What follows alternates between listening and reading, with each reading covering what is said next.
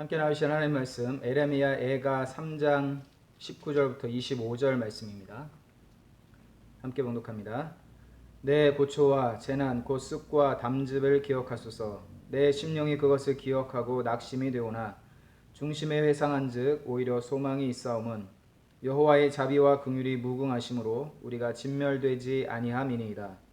이것이 아침마다 새로우니 주의 성실이 크도소이다.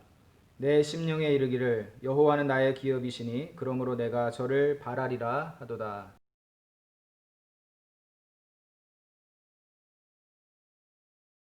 아멘. 오늘 이 말씀을 가지고 오히려 소망이 되었음은 이라는 제목으로 함께 하나님 말씀 나누도록 하겠습니다.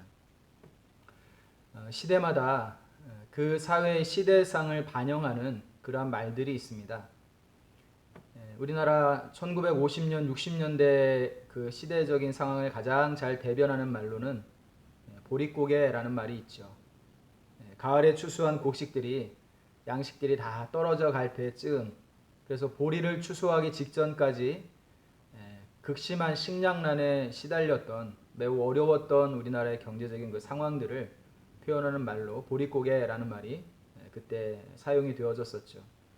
저는 직접 경험하지는 못했죠. 그런데 우리 부모님 세대들의 그 이야기를 들어보면 그 시대는 참으로 어렵고 힘들어서 먹을 것이 없어서 산에 가서 소나무 그 껍질을 벗겨서 그 껍질 안쪽에 부드러운 부분을 긁어내서 그것을 그 죽처럼 끓여서 그렇게 먹기도 했다라는 그런 이야기를 들었습니다. 제가 초등학교 시절에 시골에 살 때에 우리나라에서는 분식장려 운동이라는 것이 있었어요. 그래서 제 기억에도 거의 매일 저녁마다 수제비를 해먹고 또 칼국수를 끓여 먹었던 그런 기억이 납니다. 쌀의 생산량이 부족하다 보니까 쌀보다는 밀가루를 많이 사용을 해야 된다라고 나라에서 정책적으로 그렇게 운동을 했던 그런 시기가 있었죠. 요즘의 시대상을 또 반영하는 말들이 어떤 것이 있을까요? 요즘에는 그런 이야기가 잘 들리지는 않지만 불과 얼마 전까지만 해도 젊은이들 사이에서 굉장히 유행했던 그러한 말이 있었어요. 여러분 3포 세대, 5포 세대 혹은 9포 세대라는 말이 있었죠. 이것은 이 대한민국의 젊은이들이 직장 생활을 하고 취직을 하고 그렇게 사회생활을 시작하면서 사는 게 참 어렵고 힘들다 보니까 이 젊은이들이 너무나 포기해야 될 것이 너무나 많다라고 하는 것을 이야기하면서 사용되어졌던 그러한 말들입니다. 그래서 예를 들면 3포 세대라고 하는 것은 연애와 결혼과 출산을 포기하는 세대다라는 의미라고 합니다. 그래서 이 직장도 잘 취직하기가 힘들고 또 직장을 취직을 해도 아르바이트나 혹은 비정규직으로 내몰려서 그렇게 생활을 해야 되는 젊은이들이 너무나 많다 보니까 연애도 포기를 하고 결혼도 포기를 하고 심지어는 결혼을 했다 할지라도 아이를 키우는 것에 대한 경제적인 부담이 너무나 크기 때문에 출산도 포기를 하는 그러한 세대다라는 이야기로 3포 세대라고 이야기합니다. 5포 세대는 여기에 더하여서 내 집 마련의 꿈을 이룰 수가 없는 그러한 현실이다 보니까 내 집 마련도 포기를 하고 또 인간 관계까지도 포기를 하는, 그래서 친구들과 만나서 뭐 여가를 즐기고 문화생활을 즐기고 이런 관계들을 계속해서 갖기가 쉽지 않기 때문에 연애와 결혼과 출산과 내 집 마련과 또 인간관계까지 포기를 하는 세대를 5포 세대 이렇게 표현을 하고 있죠. 또 9포 세대는 여기에 더하여서 취업도 포기를 하고 건강과 학업도 포기를 하고 심지어는 장래에 대한 소망과 희망까지도 포기를 해야 되는 세대다라는 그러한 말로서 젊은이들 사이에서 이러한 이야기들이 굉장히 많이 유행을 했었어요.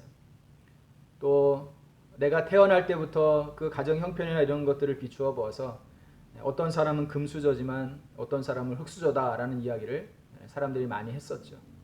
부모가 부자이거나 혹은 조부모까지 부자가 되어야만 금수저다라는 이야기가 우스갯소리로 나오기도 했었어요. 흙수저 빙고 게임이라는 것이 흙수저들끼리 모여가지고 이러저러한 조건들을 써놓고 그 빙고 게임을 하면서 나는 흙수저가 맞다라고 그것을 확인을 하는 그런 게임까지도 있었다라고 이야기를 하고 있죠. 여러분, 이 3포 세대, 5포 세대, 9포 세대라고 말을 하는 이 현실은 살아가는 것이 참으로 만만하지 않다. 살기가 참으로 빡빡하다라고 하는 것을 단적으로 보여주는 그러한 말들이다라고 이야기를 할 수 있어요. 그런데 젊은 세대뿐만이 아니라 청년들 세대뿐만 아니라 모든 세대를 막론하고 사람들이 살기가 참 쉽지 않은 그런 세상을 우리가 살아가고 있습니다. 우리 자녀들을 보면 유치원, 초등학교 때부터 아주 어린 시기부터 학원에서 학원으로 계속 뺑뺑이를 돌면서 생활을 하는 아이들이 굉장히 많이 있죠. 경제가 어렵다 보니까 집집마다 부모들이 다 맞벌이를 해야 되는, 그래야만 가정이 유지가 되는 그러한 상황에 내몰리다 보니까 부모가 맞벌이를 하고 낮 시간 동안 자녀들을 돌봐줄 사람이 없다 보니까 학원에서 학원으로 계속 돌아다니다가 부모님이 퇴근할 시간쯤에 맞춰서 학원에서 집에 들어오는 아이들이 굉장히 많이 있다라고 이야기를 해요. 그래서 학원 생활에 지치는 그런 아이들이 많이 있습니다. 또한 우리 수능을 앞두고 있는 고3 수험생들은 입시 지옥이다 불리는 너무나 치열한 그 경쟁, 그 관계를 가지면서 또 1년 동안 또 그 이상의 많은 시간들을 보내고 있는 것을 보게 되죠. 캠퍼스의 낭만도 사라진 지가 굉장히 오래되었습니다. 열심히 공부를 해서 수고해서 겨우겨우 대학에 들어갔더니 가서 캠퍼스의 낭만을 즐길 겨를도 없이 입학하자마자 이제는 졸업을 한 이후에 진로를 걱정을 하고 또 취업을 걱정을 해야 되는 그러한 사람들이, 그러한 세대가 바로 오늘날 이 시대다라고 이야기를 하죠. 취직을 해도 결혼에 대해서 심각하게 고민을 해야 되는 그러한 사람들이 되었습니다. 젊은이들이 점점 결혼을 기피를 하고 있죠. 비혼과 미혼이 점점 늘어나고 있습니다. 또 집집마다 30대 중후반이 넘어가는 자녀들이 굉장히 많이 있어요. 결혼 연령도 늦어지고 있고 늦어지다 보니까 결혼을 포기하는 그러한 경우들도 참 많이 있습니다. 결혼을 해도 역시 자녀들을 양육하는 데 드는 그 경제적인 부담이 너무나 크다 보니까 자녀들을 출산하는 것에 대해서 굉장히 부정적인 그러한 세대가 우리가 살아가는 세대예요. 우리 어르신들도 마찬가지죠. 젊은 시절 너무너무 열심히 일을 하고 수고를 했는데 심지어는 정년 퇴직을 한 이후에도 그 삶이 편안하고 안락한 삶이 아니라 계속해서 일을 해야만 하는 그러한 상황으로 내몰리는 그러한 어르신들이 참 많이 있습니다. 그래서 70이 넘도록 여전히 일을 해야만 하는 그런 부모님 세대가 점점 많아지고 있죠. 심각한 건 이러한 상황들이 별로 나아질 기미가 보이지 않는다는 것입니다. 갈수록 이런 현상이 더 심해질 거다라는 이야기들을 많이 하고 있어요. 근데 곰곰이 생각을 해보면 사실 우리가 지금 만난 이 상황들이 대단히 상대적으로 어렵다라고 느끼지만 이보다 훨씬 어려웠던 시기를 지났던 그런 부모님 세대들의 그 시간들을 생각을 해보면 오늘날 우리가 살아가는 이 세상이 그래도 어찌 보면 참 살만한 세상이다라는 이야기를 할 수 있을 것 같아요. 부모님 세대가 겪었던 보릿고개 그 극심한 배고픔의 시기를 우리는 만나고 있지 않죠. 또 우리 할아버지 할머니 세대가 겪었던 일제 강점기 치하에서 너무나 고통스럽게 힘들게 살았던 그 삶들에 비하면 오늘날 이 시대는 그래도 꽤 살만한 그러한 세상이다라고 이야기할 수 있을 것 같습니다. 상대적이죠. 경제적인 문제를 보면 절대적인 가난은 많이들 벗어나고 절대적인 빈곤은 거의 다 사라졌지만 상대적인 박탈감 때문에 상대적인 빈곤감에 시달리는 사람들이 많아지고 있다라고 이야기를 할 수 있어요. 어찌됐든 그 시대를 표현을 하는 그 시대상을 표현을 하는 그러한 말들이 있는데 오늘 성경 우리가 읽었던 이 에레미야 애가는 이스라엘 백성들이 참 힘들고 어려웠던 시기를 지냈던 그때를 잘 보여주는, 잘 또 표현해주는 그러한 성경이다라고 이야기할 수 있습니다. 이 에레미야 애가는 에레미야 선지자의 애가다라고 불리는 성경이죠. 애가라는 말은 슬픈 노래라는 그런 뜻이에요. 이 에레미야 애가는 바벨론에 의해서 멸망당한 직후에 이 예루살렘 성읍의 처참한 모습을 바라보는 에레미야 선지자의 그 비통하고 안타까운 마음, 슬픈 마음을 담아서 불렀던 노래다라고 이야기를 합니다. 여러분, 에레미야는 지금 굉장히 고통스러운 상황 가운데 놓여 있다라고 이야기를 하고 있어요. 그래서 19절의 말씀에 보면 이렇게 이야기를 합니다. 내 고초와 재난 곧 쑥과 담즙을 기억하소서라고 말씀을 해요. 내 고초, 이 고초라는 말은 고통과 아픔이라는 뜻이에요. 또 쑥, 우리가 잘 알고 있는 쑥은 굉장히 쓰디 쓴 식물이죠. 또 담즙은 쓸개즙이라는 말이죠. 이것은 모두가 무엇을 표현을 하고 있는 것이냐면 지금 에레미야 선지자가 그 마음으로 느끼고 있는 그 비통한 감정을 이렇게 표현을 하고 있는 거예요. 그래서 에레미야는 지금 두 가지 아픔을 지금 겪고 있는 겁니다. 하나는 지금 이 황폐돼 버린 예루살렘 성읍을 바라보면서 하나님의 백성들이 어찌하여서 이렇게 비참한 운명을 맞게 되었는가. 그 화려했던 성읍과 그 웅장했던 성전이 다 회파가 되고 온 땅이 온전히 다 황폐해져 버린 이러한 상황들을 바라보면서 에레미야 선지자가 민족적인 그 고통과 아픔을 느끼고 있는 그러한 장면이 오늘 우리가 읽었던 성경 19절에 등장을 하고 있는 이 고초와 쑥과 담즙으로 표현되고 있는 에레미야 선지자의 그 마음의 고통이다라고 이야기를 할 수 있어요. 또 한 가지는 이 에레미야는 개인적인 아픔을 겪고 있는 그러한 사람이었다라고 이야기합니다. 여러분, 하나님께서 에레미야 선지자를 통하여서 계속해서 말씀을 전하였죠. 이스라엘 백성들의 불신앙을 지적을 하고 그들의 불신앙을 또 깨닫게 하기 위해서 때로는 신랄하게 비난을 하고 그렇게 하나님의 말씀을 전하도록 예레미야 선지자를 불러서 세우셨어요. 그래서 예레미야 선지자는 하나님의 말씀을 따라서 살아가기 위해서 최선을 다했죠. 맡겨진 사명을 잘 감당하기 위해서 있는 그대로 하나님의 말씀을 전하다 보니까 그 말씀을 듣기 싫어했던 이 이스라엘 백성들로부터 온갖 핍박을 당했어요. 믿음으로 살았음에도 불구하고 하나님의 말씀을 순종하며 믿음으로 살았음에도 불구하고 예레미야 선지자가 당하고 있는 그 고난과 고통이 이 에레미야에게는 아픔이었죠.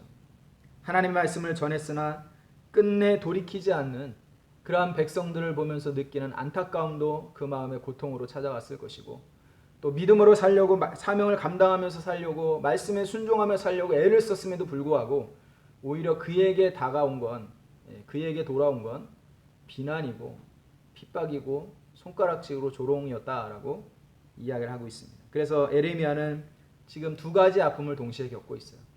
민족이 당하고 있는 그 아픔을 그 마음으로 느끼고 있고 또 개인적으로도 하나님의 말씀을 전하기 위해서 최선을 다해 믿음으로 살았음에도 불구하고 당하게 되는 여러 가지 아픔들, 고통들이 있었다라고 이야기를 하고 있습니다. 예루살렘이 황폐하게 되었죠.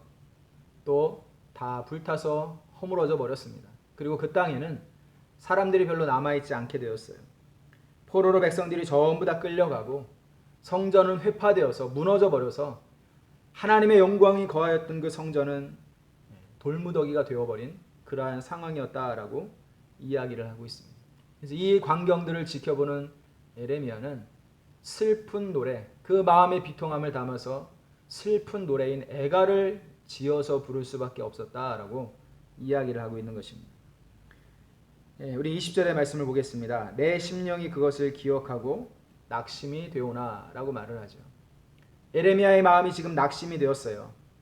에레미야가 바라보고 있는 그 현실은 충분히 낙심을 할 만한 그러한 상황이었다는 거예요. 죽을 것만 같은 그러한 상황이었다라고 이야기를 하고 있는 것이죠. 하나님의 사람이라고 해서 선지자라고 해서 그 마음이 낙심이 되지 않는 것이 아니라는 거예요.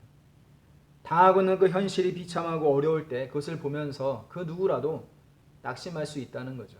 선지자도 예외일 수 없었다는 거예요. 그 상황들을 보면서 그 마음이 낙심이 되어서 그 마음이 심히 괴롭고 고통스럽다라고 그런 이야기를 하고 있다는 겁니다. 우리가 세상을 살아가면서 믿음으로 살려고 애를 썼는데도 불구하고 당하게 되는 문제와 어려움들을 만나게 될 때에 그 누구라도 낙심할 수 있어요. 그 누구라도 낙심할 수 있습니다. 여기에 예외란 없습니다.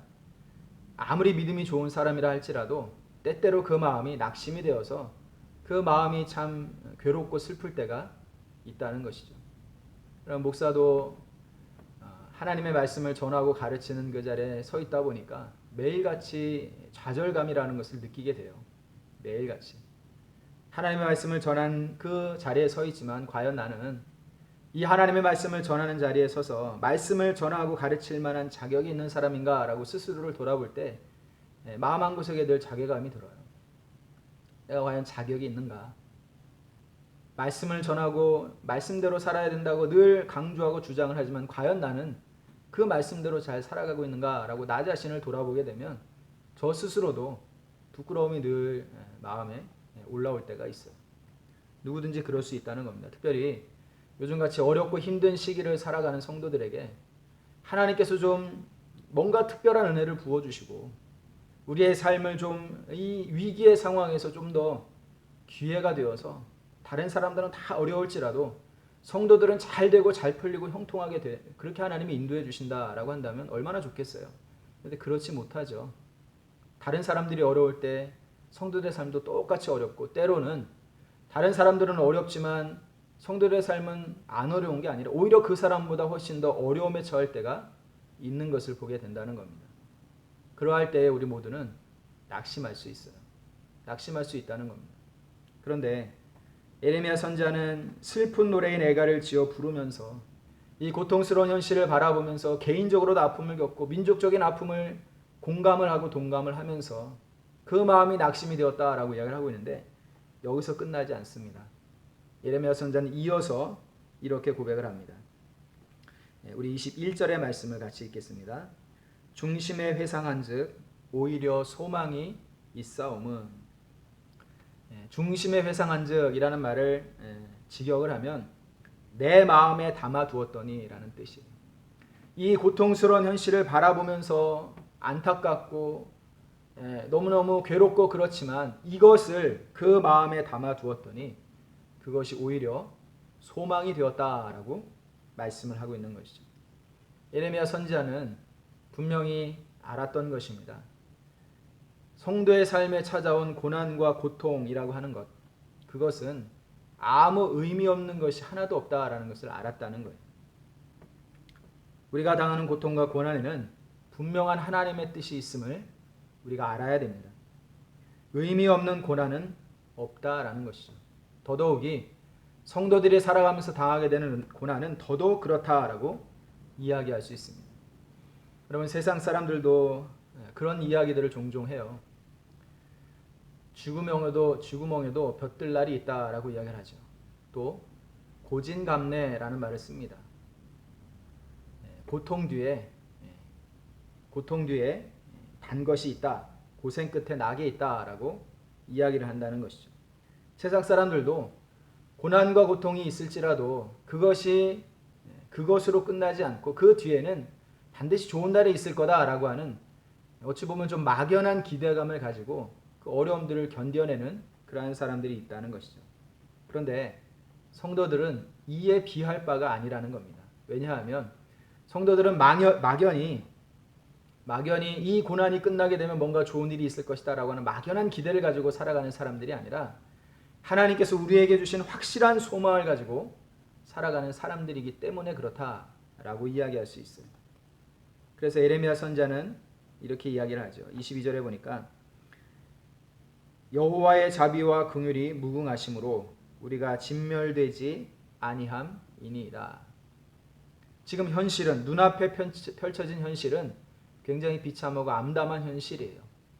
성벽이 다 무너져버리고 성전이 회파가 되고 온 땅이 다 불타버리고 논밭의 경작물이 전부 다 휩쓸려가고 그 땅에 남아있는 사람들 가운데는 병든 자, 가난한 자 이런 사람들 별 볼 일 없는 사람들만 남아있고 힘 있는 사람 귀족들은 전부 포로로 끌려가 버린 그러한 상황 가운데 처해 있는 모습을 보면서 선자의 마음에도 낙심이 찾아올 만큼 현실이 굉장히 암담했다는 것입니다. 그런데 그러한 현실을 보면서도 이 에레미야 선자의 마음 한구석에는 소망이 있다는 거예요. 소망. 무엇 때문에 그 소망이 있었느냐?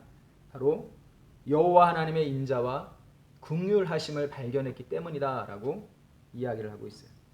여호와의 자비와 긍휼이 무궁하심으로 우리가 진멸되지 아니함이니이다.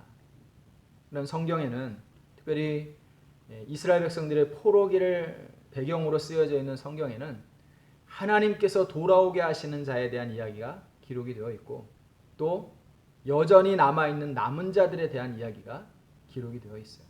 이 남은 자들 또 소수지만 돌아오게 되는 그 사람들, 이 모든 사람들을 하나님께서 남겨두신 사람들이다 라고 이야기를 하고 있고 그 사람들을 가리켜서 곧 하나님의 무궁하신 자비와 긍휼하심의 증거다 라고 이야기를 하고 있죠.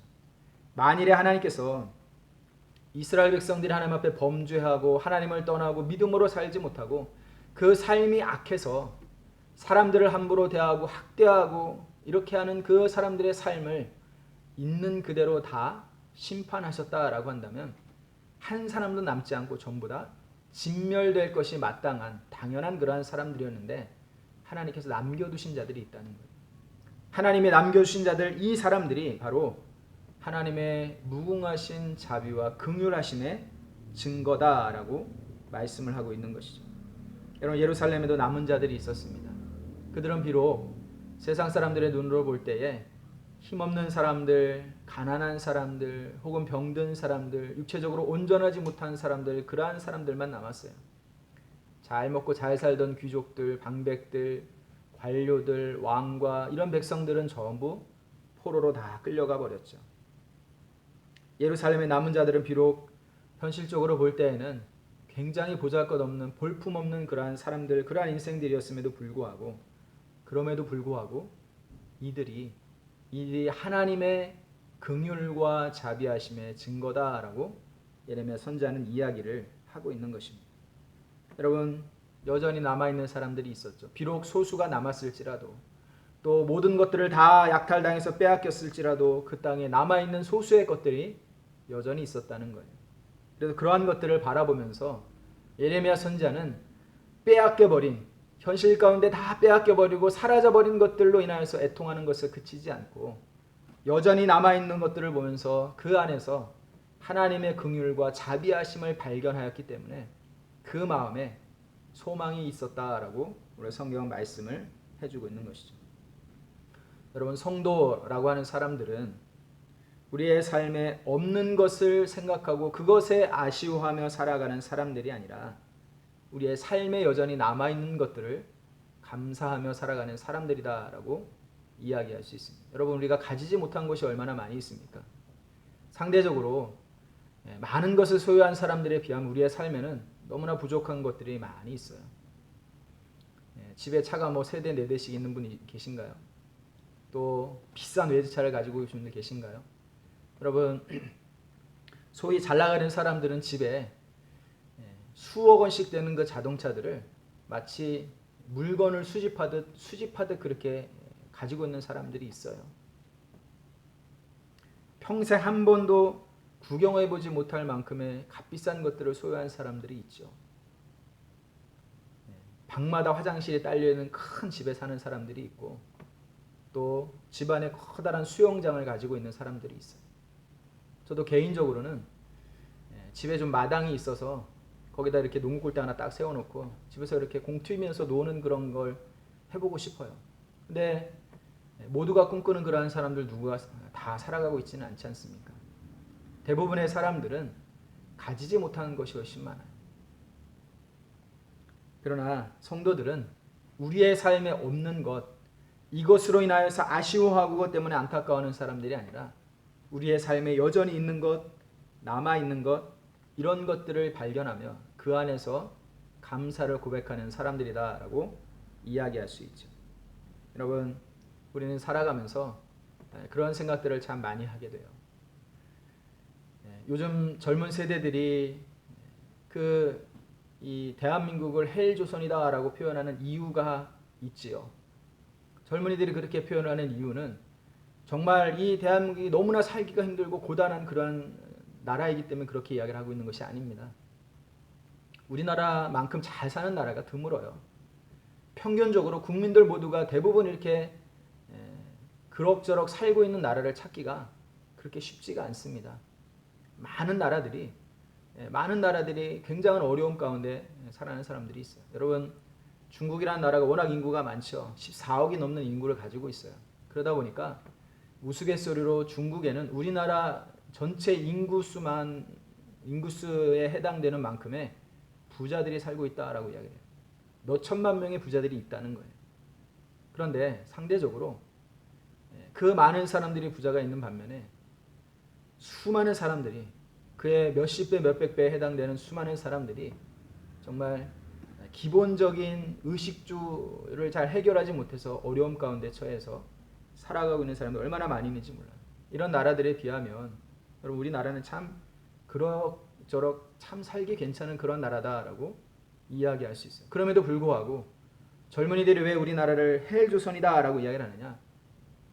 상대적인 박탈감 때문에 그렇다라는 거예요. 다른 사람들은 이렇게 잘 살고 있는데 그렇지 못한 그런 사람들이 너무 많다는 거죠. 공정한 기회가 제공되지도 않고 또 수고하고 노력한 만큼의 결과를 제대로 얻지 못하는 그러한 사회적인 현상, 이런 모습들을 보면서 이 나라를 떠나고 싶어하는 사람들이 많이 있다라고 이야기를 합니다. 그러나 여러분 우리나라가 참 좋은 나라예요. 국민들을 위해서 그래도 정말 많은 애를 쓰고 있는 그런 나라다라고 이야기할 수 있어요. 요즘에 특별히 복지 정책이 굉장히 잘 돼 있습니다.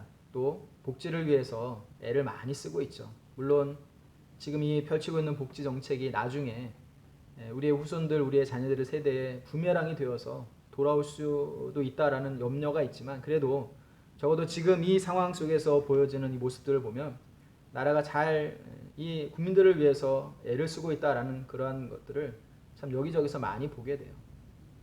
일을 하기 원하는 사람들에게는 공짜로 또 기술도 가르치고 직업학교도 다닐 수 있게 해주고, 또 기초생 생활에 어려움을 가지고 있다라고 하면 기초적으로 살아가는데 필요한 것들, 뭐 쌀과 반찬과 이런 것들을 막 가져다 주고, 또 연금도 주고, 또 일을 할 수 있는 일자리도 알아봐 주고, 여러 가지로 참 좋은 제도를 잘 사용하고 실행을 하고 있는 그런 나라다라고 이야기를 할 수 있어요. 여러분 아무리 좋은 나라라고 할지라도, 또 아무리 살기가 좋아지고 형편이 나아진다 할지라도 그 가운데서 가진 것보다 나에게 없는 것, 내가 가지지 못한 것을 주목하고 그것만을 생각하다 보면 불평하고 원망을 쏟아낼 수밖에 없는 겁니다. 그러나 저와 여러분들은 우리에게 없는 것이 아니라 우리에게 있는 것을 감사하며 살아갈 수 있는 그러한 성도들이 될 수 있기를 주님의 이름으로 축복합니다. 우리가 살아가면서 참 많이 느끼게 되는 것이 있죠. 사람들을 다양하게 만나다 보면 나의 삶을 돌아보게 되는 경우가 참 많이 있어요. 그리고 평소에 깨닫지 못하고 알지 못했던 것들을 깨닫게 되고 또 감사를 고백하게 되는 경우가 참 많이 있습니다. 또 때로는 부끄러운 마음을 가질 때도 참 많이 있어요. 내가 참 괜찮은 형편과 상황 가운데 살고 있었는데도 불구하고 이것에 대해서 전혀 감사도 하지 않고 늘 불평만 쏟아내고 있었구나라는 생각을 하게 될 때가 있다는 거예요. 여러분 우리가 두 팔다리가 사지가 멀쩡하다라고 하는 것이 얼마나 감사한 일인지, 여러분 이 뭐 사고를 당했거나 어려움을 당해가지고 멀쩡하고 건강하던 사람이 갑자기 몸에 장애를 가지게 되거나 이런 사람들을 보게 되면 얼마나 우리가 감사를 고백을 해야 되고, 또 우리가 매일매일 살아가는 일상의 삶이 얼마나 감사할 만한 삶인가라는 것을 깨닫게 되는 경우가 있어요. 개그맨 중에 꽤 인기가 있었고 잘 나갔던 사람 중에 이동우라는 그런 개그맨이 있어요. 꽤 오래전 사람인데 이 사람이 어느 날 갑자기 이 시야가 점점 좁아지는 거예요. 시야가 점점 좁아지더니 나중에는 앞에 눈을 뜨고 있어도 보이는 것이 바늘길을 통해 갖고 세상을 보는 것만큼 세상이 안 보이기 시작을 하는 거죠. 이 사람이 결국에는 시력을 잃게 되었어요. 망막색소 변성증이라고 하는 안구질환 병에 걸려가지고 시력을 잃게 되었죠. 안타까운 것은 사랑하는 아이의 얼굴을 보질 못한 거예요. 아내가 임신을 했는데 점점 시력을 잃어가다 보니까 아이 얼굴을 보질 못한 거예요. 사는 아이를 너무너무 보고 싶은데. 그래서 이 사람에게 소원이 있다면 단 1분이라도 내가 앞을 볼 수 있고 눈을 뜰 수 있는 시간만 주어진다면 그 너무너무 사랑하는 자기의 그 아이의 얼굴이라도 한번 보고 싶다라는 생각을 가지고 있다는 거죠. 이런 사람들이 우리 주변에 얼마나 많이 있는지 알 수 없습니다.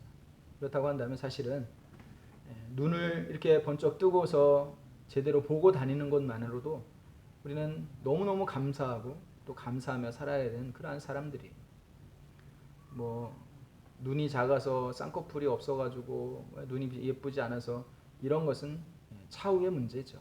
일단 두 눈을 뜨고 앞을 제대로 볼 수 있다는 것만으로도 우리는 너무너무 감사하며 살아야 되는 그러한 사람들이다라고 이야기할 수 있어요. 여러분, 에레미야는 지금 그 눈에 펼쳐진 이 이스라엘과 예루살렘의 그 황폐한 모습들을 바라보면서 그 상황이 내 마음에는 고초요, 쑥이요, 담즙과 같은 고통스러운 그러한 감정을 느끼게 하는 상황이었지만, 그러나 자세히 살펴보고 가만히 생각을 해보니까 그래도 그 중에 여전히 하나님의 긍휼과 자비하심이 남아 있었음을 그는 발견을 했습니다. 그리고 그 은혜로 말미암아 완전히 진멸되지 아니하고 남아 있는 것, 이것을 바라보면서 오히려 그 마음에 소망을 갖게 되었다라고 이야기를 하고 있습니다. 이것이 아침마다 새로우니 주의 성실이 크도소이다. 하나님의 성실하심이 크다라고 이야기해요.